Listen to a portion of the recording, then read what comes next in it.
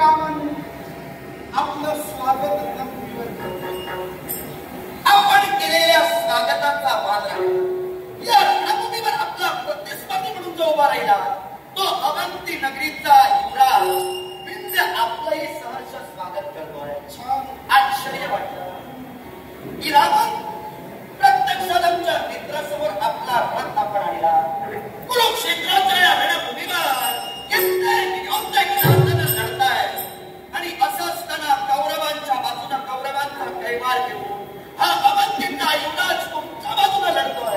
आणि म्हणूनच मी तुम्हाला सूचित करू इच्छितोय, जा माघारी जा. माझा प्रतिस्पर्धी वेगळा आहे, मला तुझ्याशी द्वंद्व करायचं नाही.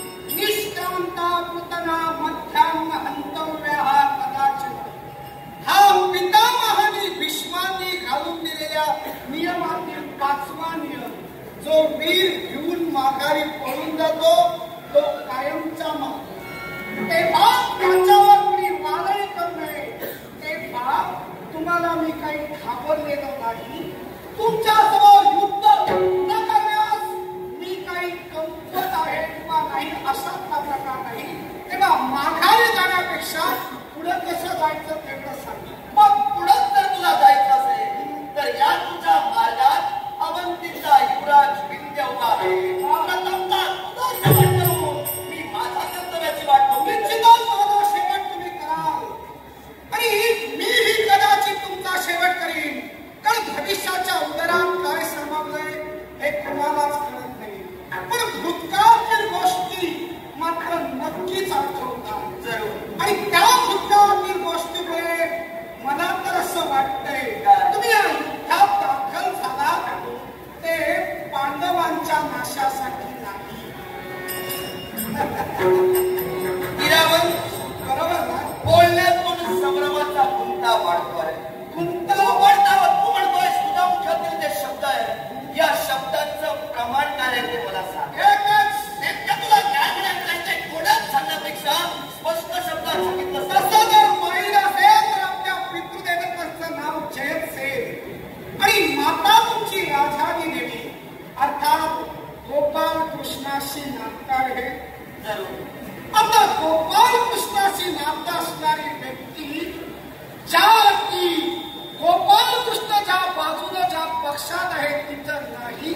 अर्थात काहीतरी काळभेद सामावलेला आणि म्हणून मी म्हणतो पांडवांच्या नाशासाठी नाही तर काहीतरी दुसऱ्या कुठल्या तरी कुटनीतीने या युद्धात दाखल. रावण शंका तुझी रास्त आहे. मी तर पांडवांच्या माझ्या मनात असणारा तुमच्याबद्दलचा किलबिश मुळात कुठून निर्माण झाला याचं मुळच आता तुला सांगतो. आणि ते मूळ कोणतं तर ज्याला तुमचा देव म्हणून थोड्यापर्यंत तुम्ही डोक्यावर घेतलात ना तो गोपाल कृष्ण या विंध्याचा हाडवैरी आहे. आणि म्हणूनच माझा वैरी तुमच्या बाजूला आहे. म्हणूनच कौरवांच्या बाजूने मी दाखल झालो. करून माझ्या मनाचा गोपाल कृष्ण आपला वैरी आहे म्हणून सांगितला. पण तुम्ही वैरी म्हणालात पण जग तर म्हणते तो तुमचा भाऊच आहे. तुमची बहीण तुमची भगिनी गोपाल कृष्णाशी लग्नकर्ती झाली. आता भाऊची वैरी कसा काय असतो? जग काय म्हणतं याचा विचार मी करत नाही. भाऊची वैरी आपला कसा झाला? आपले भेटी ठरले ना घरचे सुद्धा वैरी ठरतात. पांडव कौरव वैरी झाले याला बरीच कारणं आहे. पण असा वैमनस्याचा डाव गोपाल कृष्णाने आपल्या बाबतीत केला. आता मुळापासून जर विचारत असशील ना तर या प्रश्नाचं थेट उत्तर मी तुला देईन. प्रत्यक्षात आज सारं जग म्हणतंय की खऱ्या अर्थानं गोपाल कृष्ण आमचा भाऊजी तुझ्या म्हणण्यानुसार. आता त्या जगात तूही म्हणतोय पण मी त्या पलीकडे जाऊन मला म्हणण्यानुसार नव्हे. बहीण तुमची आहे. आता तुम्ही भाऊबीज जगमित्या करा अथवा नको करू पण भाऊजी तो भाऊजी. नाती माझ्या समोर तू उभी करतोय पण जिथं या भावजीला मी मानतच नाही जिथं या नात्याची जाणच मी ठेवत नाही तिथं ही नाती तू तरी माझ्या समोर उभी करू नकोस. ज्याला मी फक्त वैरी म्हणून पाहिलेला आहे तो माझा भाऊजी कधी असू शकत नाही. तो माझा हाड वैरीच आहे. अर्थात वैऱ्याला करण्यासाठी मी कौरवांच्या बाजूने लढतोय. आता नातं उपस्थित केलं म्हणून तुला सांगतोय आमची बहीण मित्रविंदा या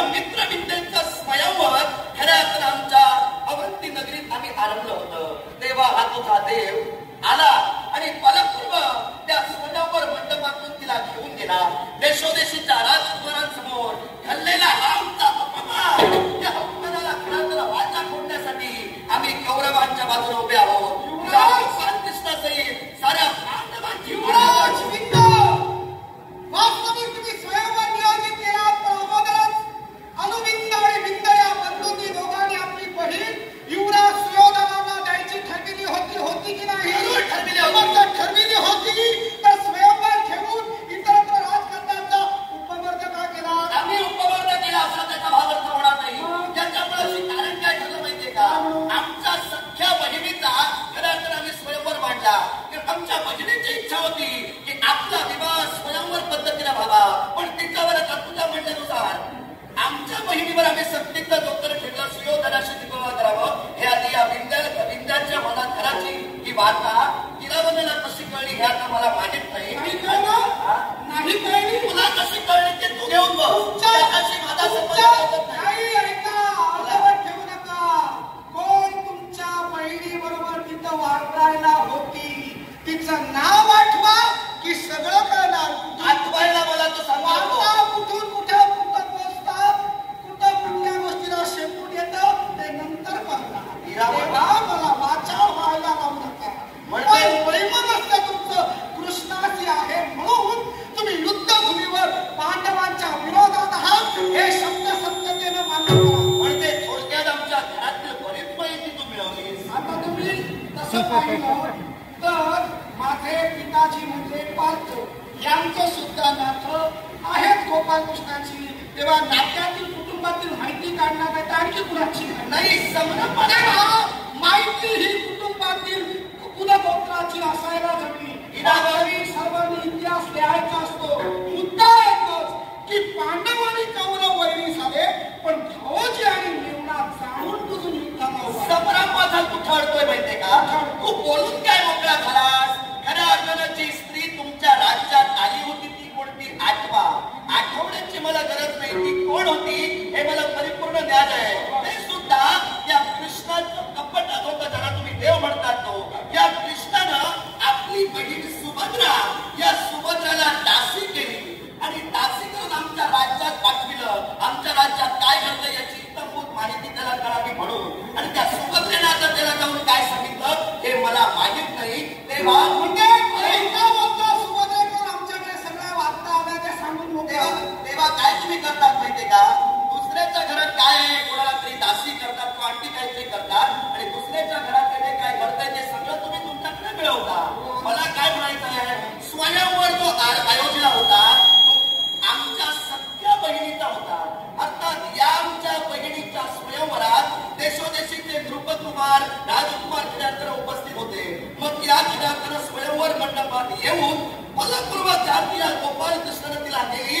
आज आमच्या मनाचा उद्रेक गोपाल कृष्णाची लीला आहे. अखिल विश्वानं त्याचं देवत्व मान्य केलेलं आहे. अर्थात देव नटनाट्य आहे. कळसूत्री माऊली आम्ही आहोत. तो आम्हाला दोन्ही सकट हलवतो, खेळवतो, नाचवतो. आम्ही नाचतो, खेळतो, रडतो, बागडतो. तेव्हा तुझ्या बहिणीशी लग्न केलं. अरे पुण्य प्रभाव झाला तिचा. हे माझ्या देवाला तिच्याशी लग्न केलं हे तुझं परत भाग्य समज. देव खऱ्या देवाची लीला तू म्हणतोय. त्याला देव तू मान, मी मानणार नाही. खऱ्या अर्थानं आमच्या कुटुंबाला जो कॅरिमा फासण्यासारखं कृत्य करतो तो आधी देव असू शकत नाही यानंतर शिवी ठाम आहे. अर्थात तो तुमचा देव असेल तुम्ही त्याला घेऊन बसा. तुम्ही काय बोलून मोकळे झाला? तो तुमचा देव आहे. अर्थात देवाची लीला देव हसवतो, रडवतो, भागवतो आणि त्याला देव मी काम त्याला देव मी का म्हणावा? दुसरा देव आमचा देव आहे आम्ही त्याला खरा देव मानलेला नाही. तुला जर तो पटत नाही तर तू दुसरा बघ नाही तर आहे त्याला घेऊन बस. माझा संबंध तुझा देव प्रिय तर तू त्याला घेऊन बस. मी त्याला देव मानत नाही.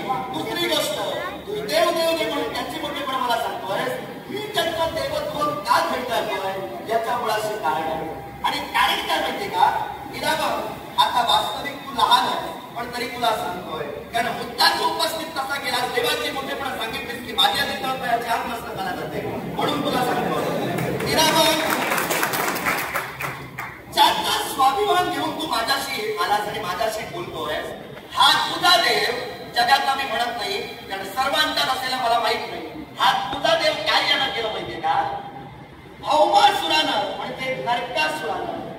16,100 स्त्रियांना बंदिवान करून घराला कारावासात ठेवलं होतं. त्याची मुक्तता तुझ्या देवानं केली. माझा म्हणणार नाही, तुझ्या देवानं. तुझ्या देवानं केल्यानंतर त्यानं काय केलं? खऱ्या अर्थानं नरकासुराचा म्हणजे भौमासुराचा शेवट झाला. त्यांची मुक्तता झाली. तेव्हा या दुसऱ्याच्या बायका आपल्या म्हणून त्यानं स्वीकारल्या. अरे खरं अर्थानं आमची बहीण पळवली, त्यानंतर यमुनीला पळवलं, कालिंदी बरोबर. या साऱ्या बायका पळून सुद्धा 16,100 स्त्रियांशी आपण म्हणे खऱ्या अर्थानं त्यांचा स्वीकार आपण करणार. अरे या दुसऱ्याच्या बायका आपल्या म्हणणारा तुझा देव कसला? छान बोलला, टाळ्या वाजवला, समाधान छान बोलला, छान बोलला. अरे टाळी मी वाजवली गेली. मी छानच बोलतो, छान बोलतो, टाळी वाजते. नाही काय म्हणालास? काय गोपाल कृष्णानं 16,100 लग्न केलं. अरे या जगात स्त्रीची लज्जा काय ही जर कळली असती तर स्वतःच्या बहिणीचं प्रेम कृष्णावर असताना सुयोधनाबरोबर लग्न लावणारा हा भाऊ हा काळतोंडा म्हणून मिरवलाच नसता. प्रेम तुझ्या बहिणीचं त्याच्यावर होतं. राहता राहिला प्रश्न 16,100 स्त्रियांचा. 16,100 स्त्रियांना बंदीखान्यात भौमासुरानं घातलं. त्या 16,000 स्त्रियांच्या पितृदेवतेने पत्रलेखन कृष्णाला करून पाठविलं आणि त्या पत्रात नमूद केलं होतं की हे भगवंता, हे विश्वपालका, आमच्या मुली त्या भौमासुराच्या तावडीत आहे. अर्थात त्यांना मुक्त केलंस तरी त्याचा काय उपयोग? अरे प्राणांत त्यांना करावा लागेल, कारण दुसऱ्याच्या गृही राहिलेल्या स्त्रीला अरे निंदा, अरे तो पाप आहे. आणि तेव्हा आमच्या मुलींचं लज्जा रक्षण कर. आणि म्हणून तुझा नाही, बाकीच्यांचा म्हणतो ज्यांचा आहे तो, त्या सर्वांचा ज्यांचा गोपाल कृष्ण देव ज्याला संबोधतात त्या देवानं स्वतः 16,100 स्त्रियांच्या बापाच्या आणि आईच्या मातृत्व आणि पितृत्वासाठी 16,100 बरोबर लग्न केली. देव तो देव आणि मानव तो मानव. मानवानं देवाची बरोबरी करण्याचा प्रयत्न लिंग करू नये. देव तो देव आणि मानव तो मानव मी मान्यच करतोय, पण मी त्याला देव समजलेलंच नाही. त्यामुळे तुझा देव असेल तर त्याची मोठेपणा तुझ्याकडे दुसरी गोष्ट नाही. मला काय कोणता भाऊ तू म्हटलं बरोबर. तुझा प्रश्न आणि त्यातले वाक्य मी व्यवस्थित लक्षात ठेवला. आता त्याची काय म्हणाला हा काळ कोणता भाऊ? तुझ्या मतानं धरून चालूया मी काळ कोणता भाऊ. जगातील साऱ्या भावंडांना सांगतोय कोण काळ जरी झालं ना तरी माझ्यासारखेच वागा, असं ते सांगतो. कारण ज्या बहिणीला, आमच्या सगळ्या बहिणीला आमच्याच घराची इब्रत राखता आली नाही. कारण ज्या बहिणीवर आम्ही नितांत प्रेम केलं, ज्या बहिणीच्या इच्छेसाठी आम्ही स्वयंवर मांडला, त्याच आमच्या बहिणीनं आमचा विरोध असताना सुद्धा घरातील वाढत्या कन्येच्या लग्नाचे निर्णय आतापर्यंत तरी ज्येष्ठ घेत आहेत. पहिल्यांदा सांगतोय. मग खऱ्या अर्थानं आमचा विरोध असताना ही आमची बहीण गोपाल कृष्णावर प्रेम करते आणि ती दासी म्हणून जी कप्तानं पाठवला ती सुभद्रा हिला सांगते मी गोपाल कृष्णाला वरते आणि हा येतोय आमची बहीण घेऊन उचलून जातोय. मग मला सांगा, आमच्या घराची किंमत आमच्या घरात जन्माला आलेल्या माझ्या बहिणीला तर राखता आली नाही, तर या गोपाल कृष्णाची बहिणीला पत्करून मी काळ कोणता कसा?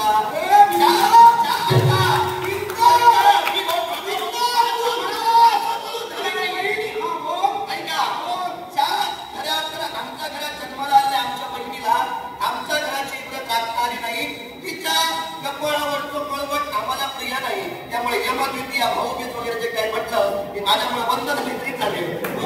आमच्या बहिणीचं पळवट दुसरी गोष्ट पत्र लिहून म्हणे पाठविलं होतं तो बोलला बरोबर. ज्या 16,100 स्त्रियांना भौमासुरानं कारावासात ठेवलं, त्यांची मुक्तता केल्यानंतर त्यांच्या पत्नींनी म्हणे पत्र लिहून पाठवलं. पित्यांनी पाठविलं.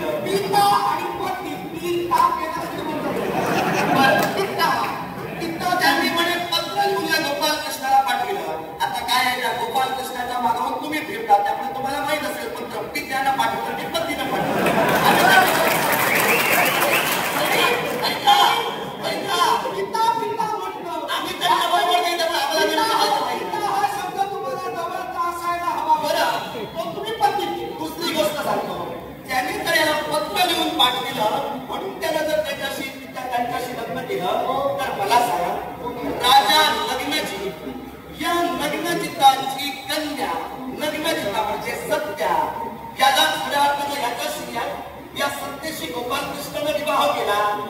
मग त्यावेळी त्या लग्नचितानं या काय पत्र पाठवलं होतं.